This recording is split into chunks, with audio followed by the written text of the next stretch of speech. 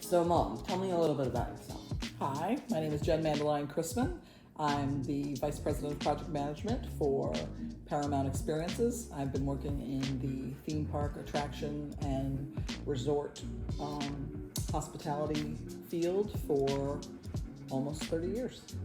So, how can you incorporate theming into Lime?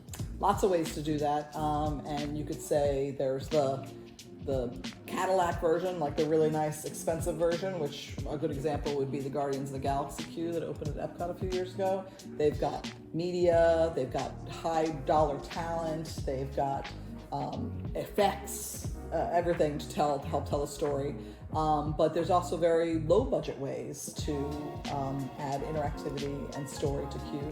You could do it with simple signage or trivia or other mechanisms to help fuel the story you're trying to tell with your attraction.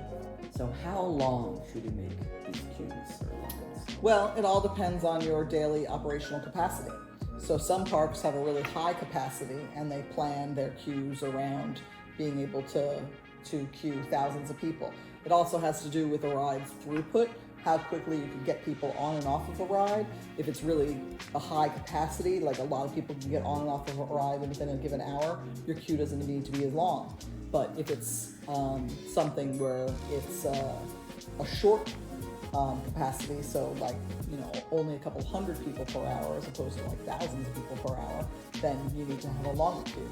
And a lot of places, Disney as an example, or other theme parks, have a permanent queue that is always there, but then they add like a temporary queue with stanchions and rope to extend the line on high capacity days. So, how do you prevent people from skipping the line? That's a tough one. That's an operator question, but I think as a designer, the way to make that happen is to make your queue super interesting, so people don't want to skip it. They want to see the celebrity jokes or the interesting trivia or anything like that. But ultimately, you have to make sure that people aren't cheating the system and that it's fair to everyone. So, what are the benefits of pre-shows? Pre-shows are great and have been around since the dawn of time, and it's a fantastic thing to do to engage your guests while they're waiting to get on a ride. It's essentially like an interactive queue, except it's a programmed pre-show. And they've been happening for as long as there have been attractions. I think about the American Experience at Epcot, using Epcot as another example. They have the Voices of Liberty show, which is very entertaining and makes people feel like they're not waiting that long. Muppet Vision at Hollywood Studios, another great example. They have a really low quality, show that's on the television screens that moves from one television screen to another show. It's just funny, and that keeps your guests entertained while they're waiting for the next show to open and for you to move into the next area. So it's just a way of keeping your customer engaged. And in recent years, there's even been technology upgrades that give you a pre-show in the palm of your hand on your phone that you can learn about the attraction, or at a cultural institution about what you're learning about, just using your device that you're carrying around in your pocket all the time. How do people's perceptions of wait times affect their experience at theme parks? That's a great question. I think it's different for every type of guest. If you're the type of person who's saved up and this is your one trip to Disney or Universal or Disneyland or a big park, Cedar Fair, feeling like you're spending your entire day waiting in line gives you a very negative connotation of your experience at the park, because you want to see and do it all, and you can't. There's so many experiences packed into these parks, it's physically impossible to do it all, but you certainly don't want your guests feeling like they've spent their entire day waiting in line. So I think the way to combat that is by making the queues as engaging as possible. and putting guests' entertainment value, giving it a higher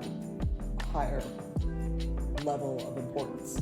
So I think that Disney has installed like the Disney Parks app that you can play with on your phone. As you know, when we go to theme parks, we play Heads Up.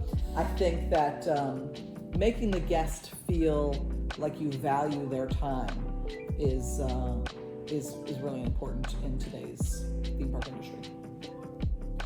So in closing, is there anything else you want to add about queues?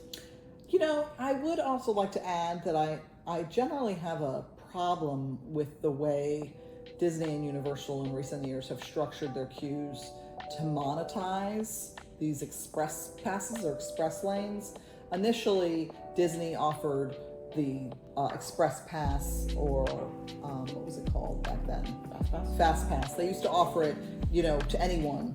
You could pick like your top 3 things and you'd be able to ride those for sure. And then as the day went on, you could add more. But in recent years, they've monetized that into lightning lanes, and it really feels like a ripoff after the money that you're spending to get your ticket. Same thing with Universal.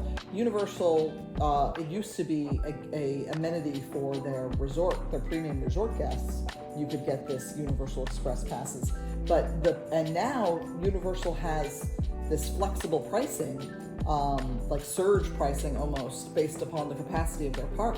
So if you go into the park for Halloween Horror Nights, which is already an additional ticketed cost to go in the evening, even if you're a pass holder, now if you want to do the haunted houses and you want to use the express pass for that could cost you hundreds of dollars for one night on top of your ticket price.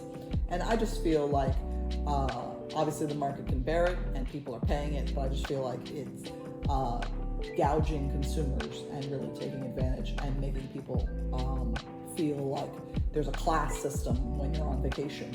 If you're rich enough to afford the express passes, you're getting more experience and a better experience than if you can't afford to buy these fast express passes, which I think is unfortunate.